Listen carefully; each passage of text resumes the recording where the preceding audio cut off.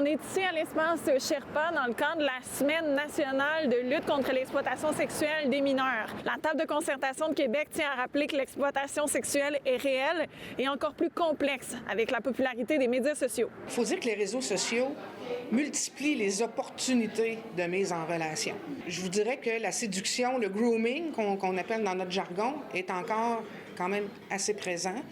Mais il y a aussi du recrutement qui est plus direct, plus clair, ou même que parfois on voit des jeunes filles qui, de leur plein gré, vont vers ces garçons-là. Il y a comme un aspect très glamour. Et pour impliquer les jeunes, on a créé une exposition artistique présentée ici à l'espace Sherpa où on a invité les jeunes à réfléchir sur ce que c'est une relation saine. L'idée de cette activité-là, c'était de permettre aux jeunes de leur offrir un milieu sécuritaire, de travailler avec les jeunes afin qu'eux identifient des signes de malaise ou les signes qui vont reconnaître que, ouf, je suis dans une situation où je me sens pas bien. Comment est-ce qu'on intervient en équipe? C'est pour ça que la table de concertation sur l'exploitation sexuelle de Québec a vu le jour.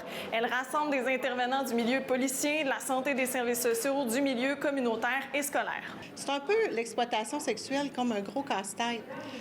Les enquêtes de la police de Québec ont quelques morceaux du puzzle et tous les autres morceaux sont occupés par nos partenaires, entre autres, qui fait que la personne qui est victime d'exploitation sexuelle se trouve au centre de ce casse-tête-là.